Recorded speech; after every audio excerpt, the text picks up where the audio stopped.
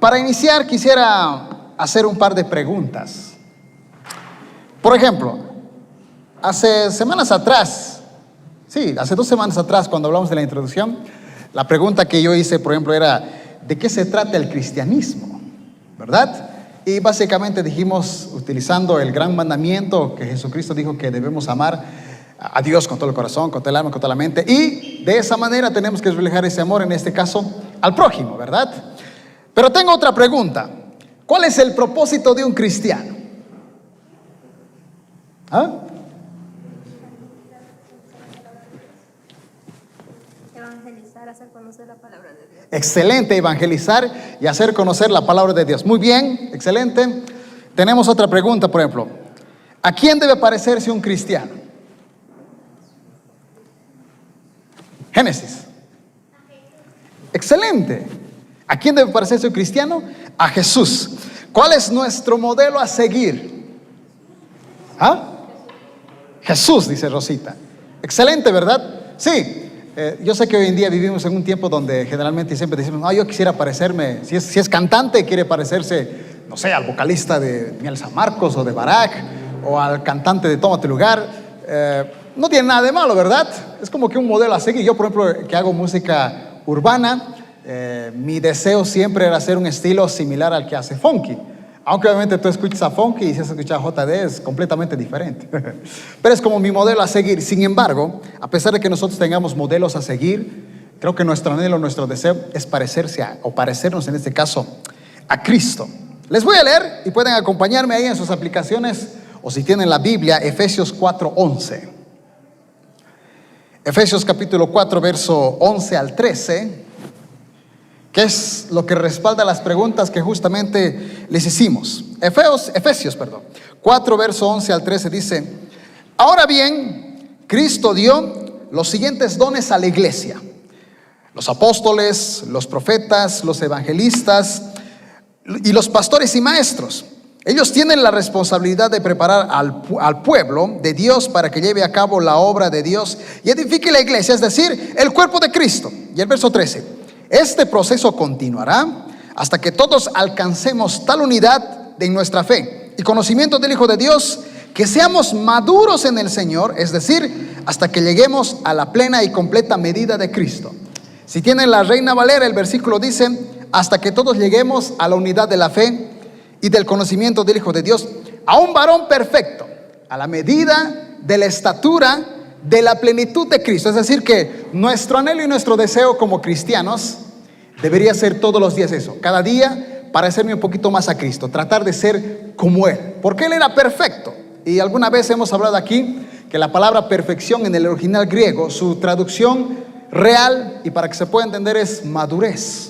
O sea, cuando la palabra de Dios dice que nosotros seamos perfectos, se está diciendo que nosotros seamos maduros. Madurez. Y se necesita hoy en día madurez, ¿verdad? Les comento como una anécdota chistosa, pero dice, por ejemplo, que a partir de los 11 años en el caso de los varones, y creo que 9 años en el caso de las mujeres, empieza esa etapa de adolescencia, es decir, crecimiento, hasta aproximadamente 25 años. A ver aquí, ¿quién tiene más de 25 años? Levántemela, suena feo, pero ¿quién tiene más? Yubi, el pastor Joel, pastor Oliver, ¿por qué no levanta la mano? Usted tiene 29, pastor, ¿qué está hablando aquí? Este año cumple 29. Ya, no, por eso este año cumple 29, ¿ok? Ya.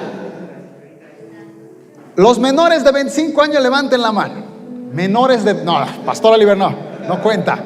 Menores de 25 años. La mayoría, ¿verdad?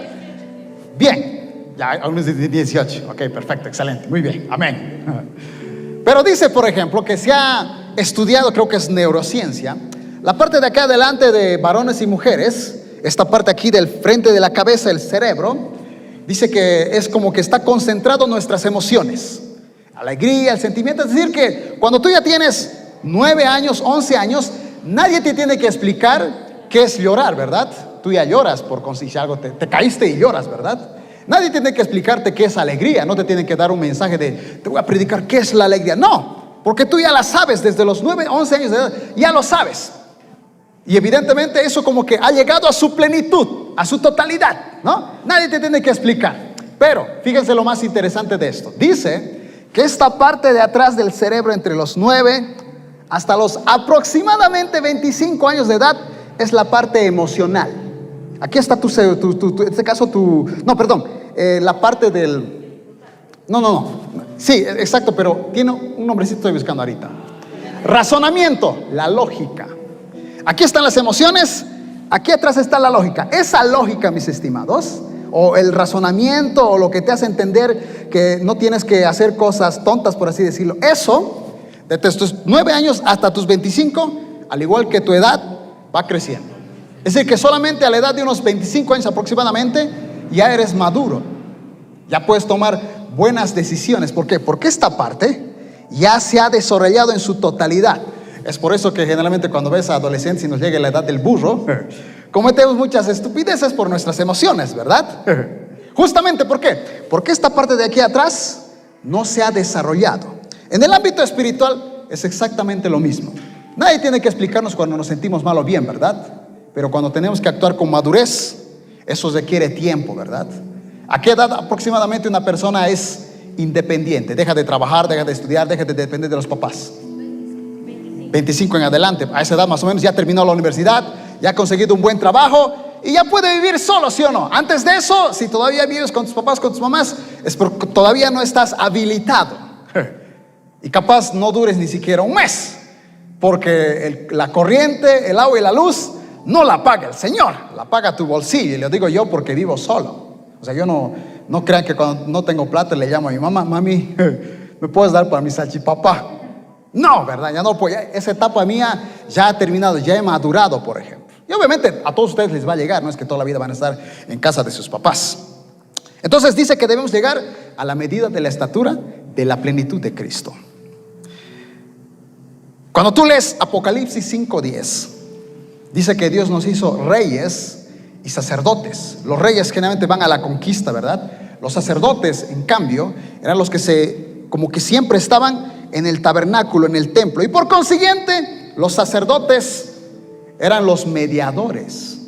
Jesucristo es nuestro mediador, pero antes de Cristo el sacerdote era el mediador, el único representante entre los hombres y Dios.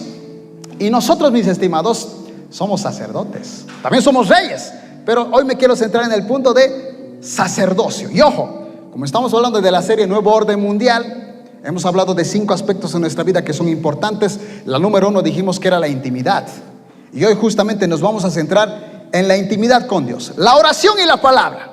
Pero en esto de la oración y la palabra, mis estimados, créanme que necesitamos madurez, muchísima madurez. Ay, créanme que esto que voy a compartirles es un poquito difícil, pero siempre digo, ¿verdad? Es mejor que te digan la verdad a que te mientan. Es mejor que sepas la verdad. Por ejemplo, el libro de Levítico es considerado por muchos uno de los libros más aburridos en el cristianismo. No por todos, pero por la mayoría. ¿Por qué? Porque es un libro de instrucciones.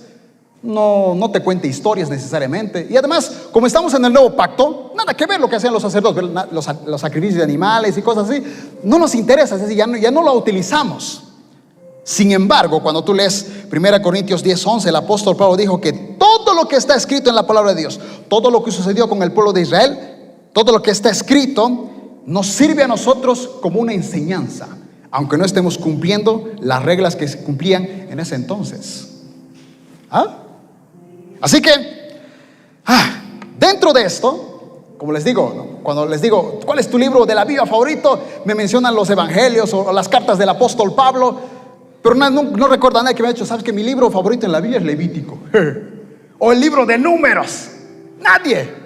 Y fíjense, con los años que llevo yo de cristiano, mis libros favoritos son Levítico y Números. Puede sonar un poco contradictorio y no lo digo por presumir, pero ¿saben por qué lo digo? Porque hay una muy buena enseñanza, sobre todo en Levítico. Cuando tú lees todo Levítico, hay muchos mandatos, instrucciones, un tanto aburridas, no lo vamos a negar, pero créeme que te sirven, sobre todo cuando vas estudiando el Nuevo Testamento y conociendo toda la historia de Israel hasta antes de la llegada de Cristo. Y de entre todo ese libro que para algunos parece aburrido, el capítulo 10. Solamente en el capítulo 10 hay una historia.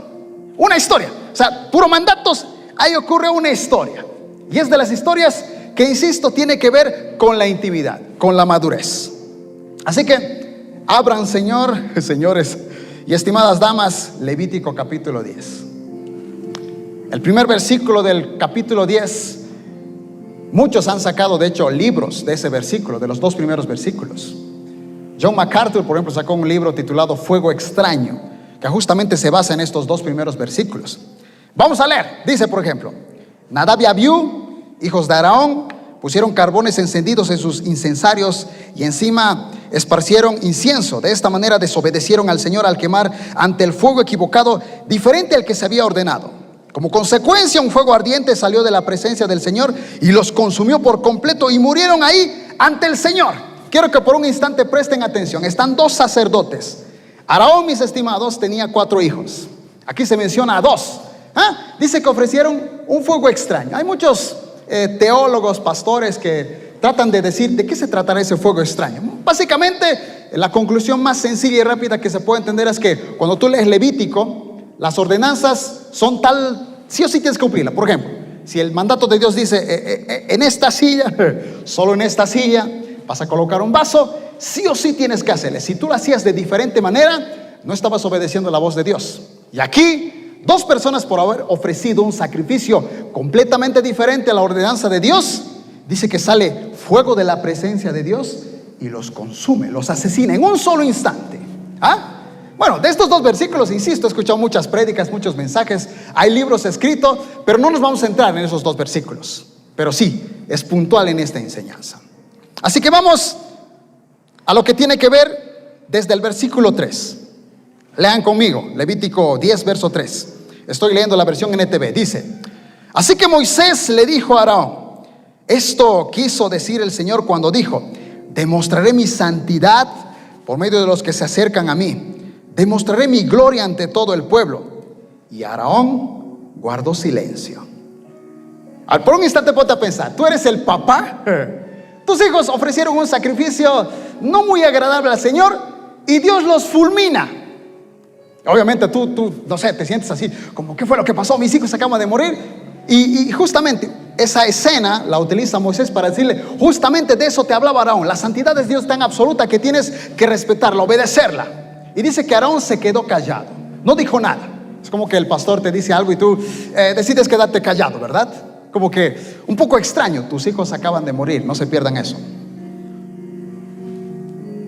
La palabra carácter, mis estimados, dice que significa conjunto de rasgos, cualidades y circunstancias que indican la naturaleza propia de una cosa o una manera de pensar y actuar de una persona o una colectividad y por lo que se distingue de las demás personas. Es decir, que en este caso, cuando nosotros queremos llegar a esa madurez que justamente estábamos hablando en un principio, uno tiene que llegar a tener carácter. Nuestros padres tienen carácter, ¿sí o no? Tienen carácter. Lluvia está aquí, Katy también. Por ejemplo, ellos, a diferencia de nosotros si estamos cansados, ¿para qué voy a ir a trabajar? Prefiero echarme en la cama.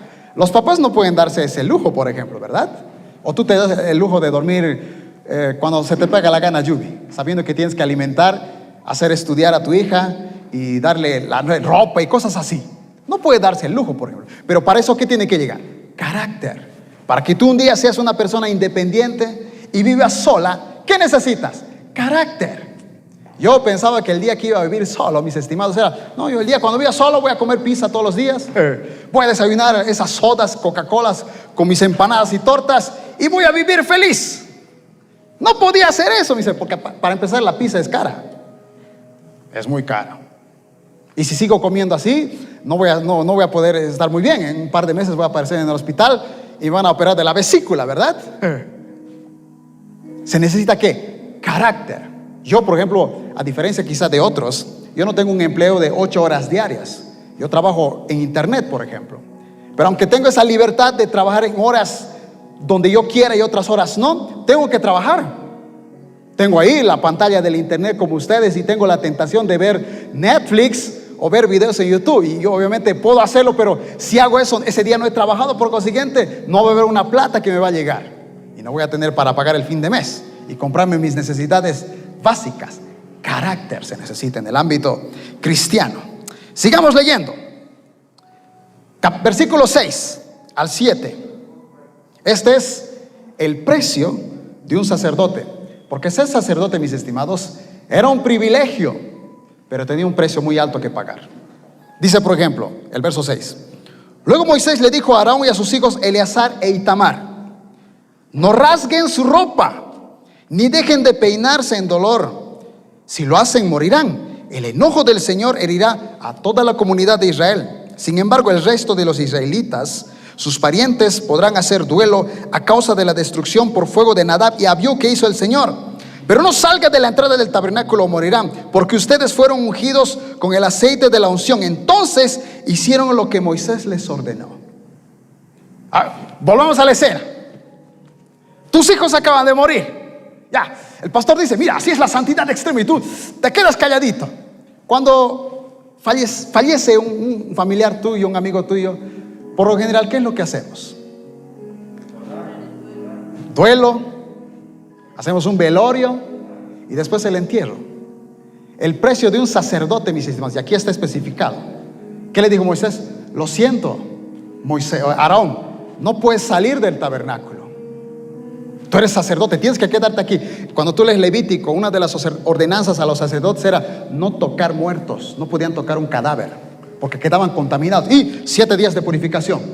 Lo siento, ahora no puedes hacerlo. Estás en la función, eres el principal. Tú y tus hijos, los que te quedan. No puedes ir a enterrar para que tus familiares fallezcan. Y tú no puedas hacer un velorio y enterrarlos. Se necesita muchísimo carácter, mucha fuerza de voluntad. Y en el ámbito espiritual es lo mismo. Si quieres crecer en tu vida espiritual, en oración y en palabra, necesitas carácter. Ay, no, yo, JD, no, ¿sabes por qué no? Es que me da flojera. No tienes carácter. No estás entrenando tu vida espiritual. No estás pagando. Y somos reyes y sacerdotes. Gracias a Dios. No nos va a pasar eso. Pero es un ejemplo de extremo de cómo un hombre que pierde a su familia no puede enterrarlos. ¿Cómo crees que haya estado Aarón en ese momento? No es orden del pastor, no es orden del líder, es orden de Dios. Carácter. Ouch, ahí duele. Aquí no termina. Vamos al verso 8. Después el Señor le dijo a Aarón, o sea, ahora después de que Moisés le da una orden a Aarón, ahora es Dios el que le habla a Aarón. Tú y tus descendientes nunca deben beber vino ni ninguna otra bebida alcohólica antes de entrar en el tabernáculo. Si lo hacen, morirán. Esta es ley perpetua para ustedes, que se cumplirá de generación en generación. Deben distinguir entre lo sagrado y lo común, entre lo que es ceremonialmente impuro y lo que es puro. Y deben enseñarle a los israelitas todos los decretos que el Señor ha dado por medio de Moisés. Los nazareos, y al igual que los sacerdotes, mis estimados, tenían un requisito: no podían tomar vino. A ver, para que se pueda entender, los judíos, mis estimados, sí podían tomar vino. De hecho, es un error creer que tomar vino es pecado, porque no hay ni un pasaje que diga que tomar vino es pecado. Emborracharse es pecado. Y nadie, a ver, vas a traer vino entonces, hermano. Y seamos honestos, nadie se emborracha con 1 o 2 copas. Así que los judíos podían beber 2 copas de vino. Y cuando tú lees el pasaje de, creo que es Juan capítulo 3, las bodas en Canaán, ahí te das cuenta la estupidez de muchas personas que dicen: no, JD, como Jesús convirtió el agua en vino, significa que podemos tomar, ¿verdad? Claro, el agua en vino, no, si el vino es para tomar, y cuando toma no se emborracha. Error, mis estimados. Los judíos por ley no podían emborracharse, y por consiguiente no metían música mundana. Así que es un error pensar que si Jesucristo hizo agua en vino, podemos tomar en exceso. Claro que no. Es un error. Así que la vez que escuchas a alguien decir: ese es el pretexto, y te ponga ese pasaje como pretexto para tomar, dile: error, mi estimado. Los judíos no estaban en una discoteca, no estaban celebrando, no estaban con música mundana, y no podían emborracharse por si acaso. Así que, fíjense, es como que el sacerdote, todos podían, es como esa frase de todos pueden, tú no. Eso duele, ¿verdad? Es como cuando eres el hijo mayor, tú tienes responsabilidades. Pero el hermanito, no, tú eres el mayor, tienes responsabilidad. Todos pueden, tú no. En el ámbito cristiano es lo mismo. Sobre todo los que son líderes o futuros líderes que Dios va a levantar. Todos pueden, tú no. Hay un precio a pagar. Sigamos leyendo. Vamos al verso 16. Aquí, mis estimados, sí está la clave de este mensaje. Verso 16. Luego Moisés les preguntó qué había sucedido con el chivo de la ofrenda por el pecado. Cuando descubrió que había sido quemado, se enojó mucho con Eleazar e Itamar, los hijos que le quedaban a Aarón. Esto significa que este mismo día que los hijos habían muerto, sucedió esto. El verso 17. Moisés se enoja. ¿Por qué no comieron la ofrenda por el pecado en el lugar sagrado?, les preguntó. Es una ofrenda santa. El Señor se las dio a ustedes para quitar la culpabilidad de la comunidad, para purificar al pueblo y hacerlo justo ante los ojos de Dios. Puesto que la sangre del animal no fue llevada al lugar santo, ustedes debieron haberse comido la carne en el lugar sagrado como les ordené. El verso 19. Aarón le contestó a Moisés: hoy mis hijos presentaron al Señor tanto su ofrenda por el pecado como su ofrenda quemada. No obstante, me ocurrió esta desgracia. Y él pregunta: ¿le habría agradado al Señor si yo hubiera comido la ofrenda por el pecado del pueblo en un día tan trágico como este? El verso 20, y aquí termina esta historia, principio y final. Cuando Moisés escuchó esto, quedó satisfecho. A ver, analicemos el contexto. Aquí dice que los hijos que le habían sobrado a Aarón, Eleazar e Itamar, estaban ofreciendo un sacrificio, un chivo.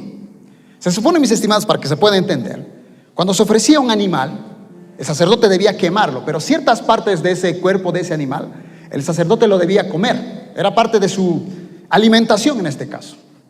Así que dice que era la parte del muslo.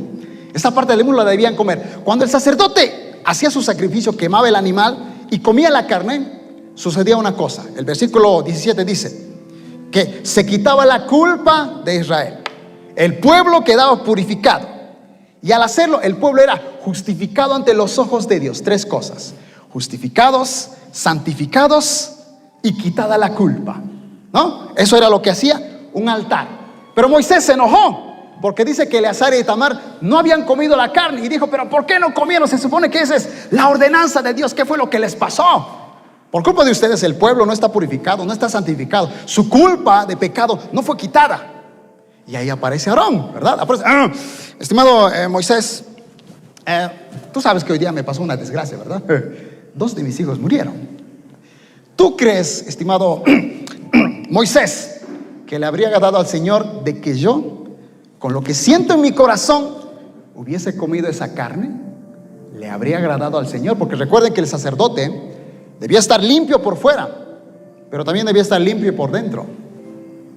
¿No creen que Aarón, en cierto modo, estaba un poco enojado con Dios?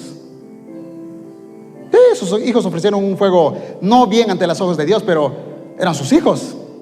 Fueron fulminados, acaban de morir, no puede enterrarlos, y ahora tiene que comer una carne. Y seguramente Aarón pensó: no, capaz la como y aparte de matarme a mí y a mis hijos, nos fulmina a todo Israel, capaz. Pero lo que me llama la atención es el verso 20, porque Moisés estaba enojado porque no habían comido esa carne. Pero ¿por qué al final queda satisfecho con la respuesta de Aarón? ¿Ah?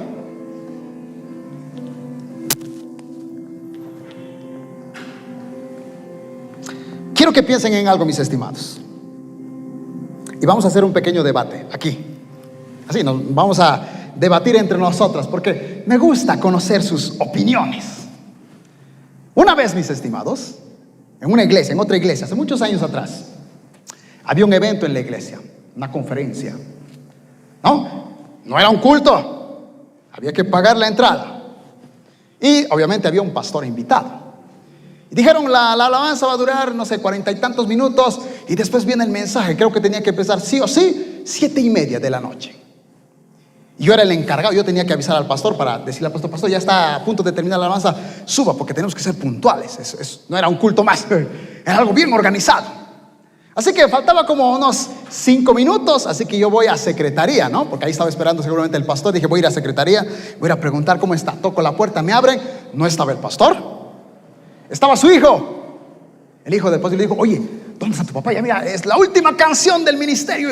Y ya tiene que predicar, porque ese fue el trato. O sea, ya tenemos que empezar puntuales porque tenemos poco tiempo y hay otras actividades. Así que, ¿dónde está tu papá? De una vez llámale. El hijo me dice, estimado JD, ¿será que el ministerio de alabanza puede cantar una o dos cancioncitas más? Es que mi papá tiene un serio problema en este momento. Y como el hijo del pastor me tenía confianza, hasta me lo dice. En este momento, el pastor, mi papá, está discutiendo a gritos con mi madre. Así que, así que 5 minutitos. Dile al ministerio que no sé, que repiten, que alarguen la canción, pero un ratito. Ahorita va a venir. Una discusión normal de mis papás. En ese entonces yo no era pastor. Y como sabía que un día me iba a tocar, dije, aquí tengo que aprender. El pastor está discutiendo. No una discusión normal. A gritos. Y si tú si tú tienes a tus papás, estoy seguro que alguna vez has escuchado a tus papás gritándose. A veces se les sale o no. O a veces algunos lo hacen escondido. Yo he escuchado alguna vez a mis papás. Han perdido el juicio y ya. No se han aguantado. Y yo aparte era de las familias que en un cuarto vivíamos todos. No era como que tienes tu propio cuarto, te dicen andar al cine. No. Así que se podía escuchar de todo. Pasa. Y no creas que los pastores son extraterrestres que no discuten. Son seres humanos como tú y como yo. Discuten. ¿Tú discutes con tu hermano? No. Los pastores también. Yo también he estado renegando, he discutido, me he enojado, claro que sí. Pero el pastor justo, 5 minutos de la prédica, discutiendo. Yo dije, yo no sé la pregunta yo me hice la pregunta esa noche. ¿Será que el pastor sale a predicar? Después de haber discutido, ¿con qué cara vas a predicar? Así que yo estaba expectante. En cualquier momento el pastor, quiero ver su cara. ¿Qué va a hacer? Porque honestamente, mis estimados, ¿tú qué harías? Si te toca predicar esta noche, no hay más. Han pagado una entrada, saldrías a predicar y discutiste ya con tu novia, tu enamorado. Oliver, discutiste con Carl, hoy te tocaba predicar. Discutiste con Carl. ¿Ah? Yo creo que el mensaje vendría para lo que pasó en ese momento, ¿no? Claro, por ahí, digamos, el pastor tenía que expresar lo que estaba pasando en ese momento a algunas personas. O sea, tú me estás diciendo que uno tendría que salir a explicar. ¿Tú saldrías a explicar? Ya. Yo pienso que el pastor, antes de salir a predicar, tendría que dar una revelación antes de comenzar con él. Ese rato está discutiendo. Ya tiene que salir a predicar. No hay más. Después de la discusión. Antes de predicar, ¿puede predicar? ¿Están de acuerdo? Tendría que salir comunicarse con Dios, dar cuenta de lo que ha hecho más antes. Ya, gracias. Pablo. Todos tenemos una función especial y la función especial del pastor es la exposición de la palabra de Dios. ¿Qué tendría que hacer el pastor? ¿Ir a predicar o no? Tiene que sí o sí predicar, aunque haya discutido. Muy bien, ok, perfecto. ¿Alguien más quiere decir algo? Ailem. Era que veas tu cara cuando te pregunté tu nombre. Ya, pongámosle que te toca hoy predicar y discutiste con tu mamá a gritos fuertes. Nadie lo sabe, por si acaso. Nadie lo sabe. Bueno, yo. El hijo me chismeó, me preguntó. ¿Saldrías a predicar? ¡Oh, no! Aquí dice no. Porque dicen, ¿cómo hipócritamente vas a ir a predicar? ¿Cómo pues? Brigitte, ahí está. No, sí, Brigitte. No importa, por si acaso. Hemos visto aquí opiniones diferentes. Es importante que cada uno me diga. A ver, Brigitte, según tú, te toca hoy predicar. Tú conoces a Dios, yo te conozco, todo lo demás, pero discutiste. ¿Saldrías a predicar? No hay, por si acaso, no hay más predicadores. No hay más. Eres tú la única que tiene que predicar. Todos tú planificado. ¿Saldrías o no saldrías, Brigitte?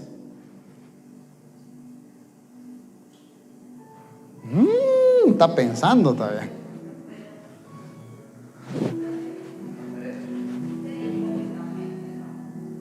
Pero ¿saldrías o no saldrías? No importa si es hipócrita. ¿Saldrías o no saldrías?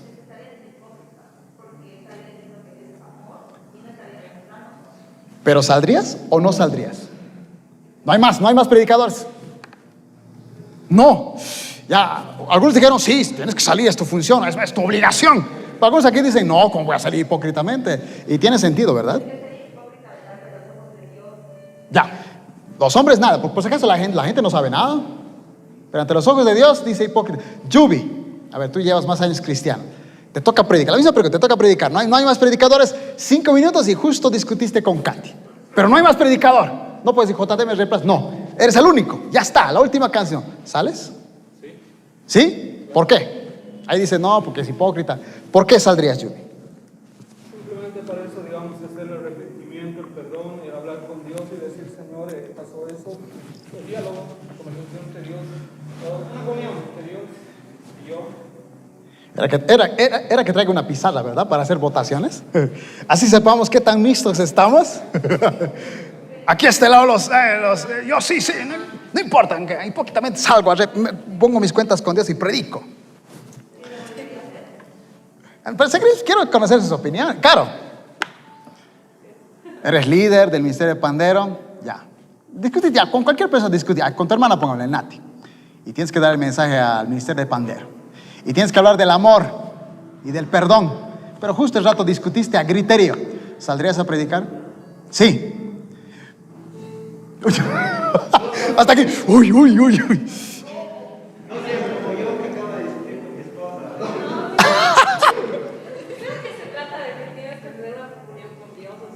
Tal vez después de discutir, darte un tiempo, ¿no? ¿Qué tiempo? Solo tienes ya. 5 minutos. Pero ya está la alabanza.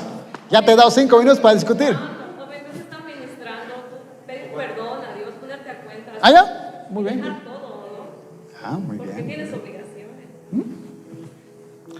A ver, ¿a quién más pregunto aquí? Katy. A ver, quisiera saber tu opinión. Misma pregunta. Yubi dice, no, yo salgo a predicar como si nada. Bueno, pido perdón a Dios. ¿Tú saldrías, Katy? ¿Saldrías? Ya, muy bien. Entonces, estamos en esta. Les voy a contar lo que sucedió, mis estimados. Volvamos al chisme del pastor. El chisme santo, como dijo alguien. Yo estaba expectante, estaba ahí en primer día y dije, necesito ver, quiero ver. Yo quería ver su cara del pastor. Porque yo, como algunos de ustedes, yo no salía ni de chiste. Yo, en ese entonces, ni de chiste. Hipócritamente, o sea, no. Es más, yo en ese entonces, ¿sabes lo que iba a hacer? Bien inteligente. Iba a buscar al más santurrón de mi iglesia, a ese que le gusta predicar. A ese le iba a decir, ¿sabes qué? Es tu momento, hermano, predica. Sí, hay gente que le gusta predicar, hay gente que está esperando estar aquí. Yo iba a buscar ese tipo de personas. Es tu momento, ya una vez predicar y le dices que estoy enfermo, no sé, y lo que sea, listo. Salimos, hoy yo te presento rápidamente. Que sea, el Señor me dijo que tú tienes que predicar. Algo así. En ese entonces. Así que fíjense, terminó los 5 minutos, entró el pastor, contra todo lo que te puedas imaginar. Aquí, ahí delante del Señor, les digo lo que sucedió de verdad. Yo estaba ahí en primer día esperando, expectante que entre el pastor. ¿Saben cómo ingresó? Con una sonrisa. Bien alegre, como si nada. Ojo, yo era el único que sabía lo que había pasado. El público estaba en la gloria de Dios, adorándose, nadie sabía nada. Era el único que estaba viendo qué va a pasar. Con una sonrisa, viene aquí, hace una oración espectacular, da su prédica. Ese día, pero hasta algunos hasta por las dudas se han aceptado a Cristo en su corazón.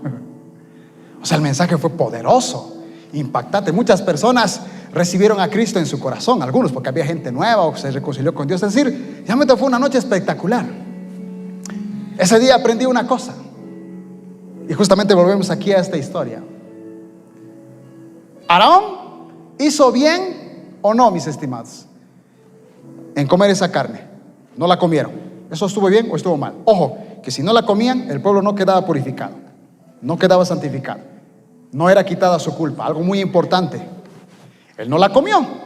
Moisés entendió su justificación. Estoy herido, mi corazón está mal, mis hijos acaban de morir, por eso no lo comí. Me parecía algo que no está bien entre los ojos de Dios. Moisés queda satisfecho. Ahí termina la historia, no hay una respuesta. La respuesta la tienes tú. ¿Estuvo bien o estuvo mal?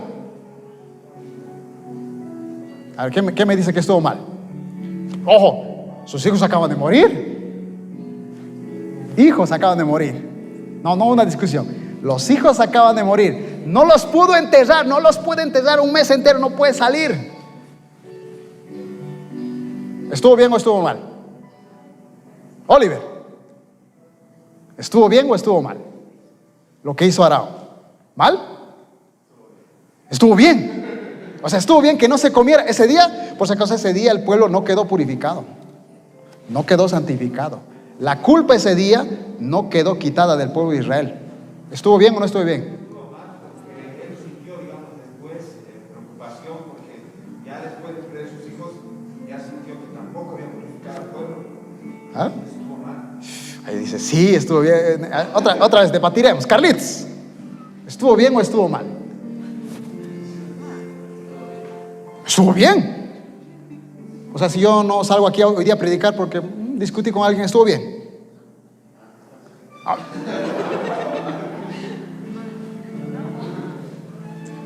A ver, seamos así. Si hoy, ustedes no saben nada, yo discutí, bueno, no tengo mi esposa, pero discutí con alguien y tuve un fuerte griterío y yo, no hay más quien predique, no hay nadie, y yo no salgo a predicar, no salgo a predicar, y algún de los líderes viene y dice, bueno, chicos, terminó la prédica, el pastor no puede estar. ¿Sería una falta de respeto o no? Ahora imagínense si la gente hubiera pagado para venir esta noche y no vengo yo porque tuve una discusión. ¿Una falta de respeto o no? ¿Se dan cuenta que cambia la perspectiva cuando tú eres el pastor y discutiste y tienes que alimentar? Que cuando tú eres el público, cambia la perspectiva. ¿Saben qué, mis estimados? Una de las cosas que a mí me fascina de la Biblia es que no siempre te da las respuestas. Hay historias inconclusas. Por ejemplo, la viuda que depositó 2 monedas es una de esas historias que no tiene una conclusión. Te deja al aire, como que tú tienes que imaginar qué habrá pasado con esa viuda, porque en ese pasaje no dice que la viuda haya recibido una casa, una recompensa. Dio todo lo que tenía. Ahí terminó la historia. No dice Jesucristo, y Dios la recompensó, la hizo su discípula, le dio hijos. No, ahí terminó, dio sus monedas y se acabó. Tienes que volar la imaginación, ¿qué fue lo que pasó? No dice. Aquí también exactamente lo mismo. Te deja de volar tu imaginación. Por eso tenemos que escudriñar la Biblia, porque así aprendes cada día. Una vez alguien me dijo que en realidad uno cuando va a una prédica, una conferencia, algo, no tiene que salir con todas las respuestas. Uno tiene que salir con muchas dudas, porque cuando sales con dudas buscas la respuesta, y cuando tú propio buscas una respuesta, ahí sí tienes una convicción y nadie te mueve de la convicción que has llegado, porque tú lo has buscado y lo has encontrado. En cambio, cuando te dan la respuesta facilito, no lo valoras, hasta te olvidas, ¿sí o no? ¿Quién se acuerda de la prédica de la otra semana de memoria? Nadie. Tendrías que escuchar la prédica grabada de YouTube unas 5 veces y decir más o menos, ya me acuerdo más o menos. Si no, no te acordarías. Estuvo mal, mis estimados. Estuvo mal lo que hizo Aarón. Entendible, ¿sí o no? Entendible, claro, pero estuvo mal. Ese día el pueblo no quedó purificado, no quedó santificado. Imagínate que yo viniera aquí y no predico. Oliver, tú eres el presidente de los embajadores. Hoy día tenía una reunión. Discutí con, no sé, con mi hermano o con el airline y no vengo. Imagínate, el presidente de los embajadores. Carácter se necesita, mis estimados. Si tú quieres tener una intimidad con Dios, si tú quieres ser un día un líder, necesitas carácter. No puedo venir porque tengo sueño, JD, y líder. O pastor, peor todavía. JD no vino porque justo hoy día le dolió su espalda y quiere virar videos de TikTok. Imagínate. ¿Qué hace? Si ustedes creen que yo tengo la vida, le voy a decir lo que una vez alguien me dijo. No, JD, yo quisiera ser con vos, pastor, yo quisiera ser pastor, porque ustedes no hacen nada, ustedes solamente leen la Biblia y oran todos los días. Eso fue lo que me dijo. Y además les pagan. A JD nadie le paga, por si acaso. Si ustedes creen que a mí me pagan mensualmente, están muy equivocados. A mí no me pagan.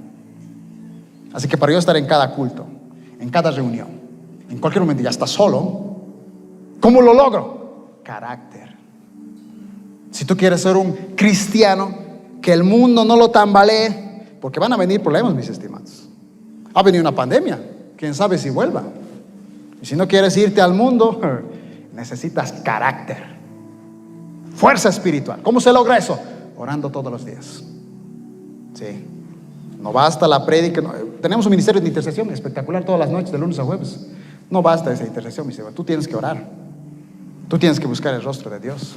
Necesitamos gente de carácter, fuertes espiritualmente, que cuando vengan adversidades no nos muevan. Dice que Dios está buscando adoradores, ¿verdad? En espíritu y en verdad. Dice adoradores en espíritu, no almáticos. Dice que estamos divididos en 3 partes, ¿verdad? Cuerpo, alma y espíritu. ¿En el alma qué está? ¿Alguien sabe? Emociones, sentimientos y la voluntad. Tu libre albedrío está en tu alma. Eso significa que si tú quieres ser un adorador en espíritu, no puedes dejarte llevar por tu alma. Ay no, he terminado con mi chica JD, ya no voy a venir a la iglesia. Almático. Dios no busca adoradores almáticos, adoradores en espíritu. ¿Cuáles son los frutos del espíritu? Amor. JD, ese desgraciado me ha tratado mal, ya no lo voy a saludar. Tienes que amarlo. Adorador en espíritu, no almático. Carácter. Otra vez volvemos al carácter. Adelante, Pablo. Sí. Es que cuando estabas diciendo, se me viene a la mente lo que yo creo que todos hemos pasado, ¿no? Dale. Un ejemplo, tenemos que venir a la iglesia, ¿no? Pero justo antes de venir a la iglesia, como bien comentabas, nos pasa algo. Y viene a nuestra mente esta acusación. Sí, la acusación. El diablo es el acusador. Justamente me hace recuerdo cuando algo que le sucede a Pedro. Pedro le dice a Jesús, aparta de mí, porque soy hombre pecador. Y creo que muchas veces nos pasa eso. Y no, pues ya no voy a la iglesia. ¿Para qué voy a ir? Sería hipócrita de mi parte, porque mi mente se lo control, mi corazón se lo control, pero yo creo que es algo que creo que es terrible, ya que como tú lo estás exponiendo ahora, me parece genial. Excelente. ¿Alguien más? Puede dar su aporte, no hay problema. Aquí estamos aprendiendo todos. No se dejen llevar por el alma, mis estimados. Jesucristo le dijo, no a la multitud, a sus discípulos: en este mundo tendréis aflicción, pero confiad en mí, yo he vencido. Ese yo he vencido es el Apocalipsis. Falta para que Él vuelva. Esa victoria todavía no ha llegado. Ha sido profetizada, pero no ha llegado. Significa que mientras seas cristiano, vas a pasar por pruebas. Sí, va a haber accidentes, te vas a enfermar, vas a tener crisis económica, te vas a llenar de mucha tarea, mucha universidad. Es normal, pasa. Pero no puedes dejarte llevar por tu alma. No puedes dejarte llevar por tu alma. Dios no está buscando adoradores almáticos, adoradores en espíritu. Carácter. Pongámonos de pie, vamos a orar. Y ya que hemos comenzado esta serie de Nuevo Orden Mundial, número 1 era intimidad con Dios, número 2 era familia, número 3, ministerio, número 4, trabajo o estudios, y número 5, tus amistades. Estas cosas son importantes para ti, pero si no tienes carácter y fallas en la intimidad con Dios, vas a fracasar como cristiano, no vas a durar. Créeme, las personas que se han alejado de los caminos de Cristo tienen un común denominador. No hace días, no semanas, hace meses que no han orado, hace meses que no leen la Biblia. Hace poco me encontré a alguien aquí que era cristiano conmigo, rapero de la música urbana. Me encontré y le dije, ¿cómo estás? Bien, bien. ¿Y qué tal la iglesia? Uy, por trabajo no puedo ir. Pero ¿qué tal tu intimidad con Dios? Más o menos. Ese más o menos hace meses que no está orando, y por eso ya ni le interesa venir a la iglesia. Carácter. Ahí donde estás, cierra tus ojos. Cierra tus ojos, no te distraigas. Y ponte a cuentas con Dios. Diles, habla un momento con Dios. Ahí donde estás, habla. Mira tu estado. ¿Qué tan fuerte es tu carácter espiritual? ¿Estás bien maduro? ¿Qué tal si Dios un día te llama a ser líder o te llama a ser pastor? Y si no tienes el carácter, vas a fracasar. Mis estimados, he aprendido a escuchar la voz de Dios con el pasar de los años. ¿Sí? He aprendido a escuchar la voz de Dios. Y cada día Dios me habla. Aunque no lo crean ustedes, yo no predico libros. Me sorprende que haya pastores y líderes que predican libros. Yo no predico libros. Esta prédica fue algo que Dios me habló. Yo no tuve que leer un libro. Y Dios me habla todos los días. ¿Y saben qué me dijo el Señor? Les voy a decir lo que me dijo el Señor para todos los jóvenes unánimes presentes aquí esta noche. Satanás me ha pedido zarandearte como a Pedro. Muchos van a ser zarandeados, no sé en qué. ¿Una relación amorosa? ¿Tu familia? ¿Tus estudios? ¿Trabajo? No sé. Pero Dios me dijo, diles que Satanás ha pedido que los voy a zarandear, pero que no les falte la fe. Que entrenen su carácter, que busquen mi rostro todos los días, que se entrenen. Sí, y como Pedro, se van a equivocar, me van a negar, pero esa fuerza en carácter va a hacer que no cometan el error de Judas Iscariote, porque Judas se ahorcó, Pedro no, aunque de lejitos siguió a Jesús. Y también me dijo que después de que sean zarandeados, de que todos aquí seamos zarandeados, después de eso va a venir el avivamiento, y como Pedro vamos a estar sanando personas con nuestra sombra. Porque así es, primero somos zarandeados para que venga el avivamiento. Ahí donde estás, vamos a orar. Señor Padre Santo, te pedimos que tú fortalezcas, Señor, nuestro carácter. Necesitamos ser jóvenes de carácter. Necesitamos tener un carácter fuerte, establecido en tu palabra. No queremos dejarnos llevar por nuestras emociones, Padre Santo. Necesitamos líderes con carácter, pastores con carácter, cristianos con un carácter tan fuerte que aunque vengan 1000 pandemias, nada los mueva de su cristianismo, nada los mueva de su fe.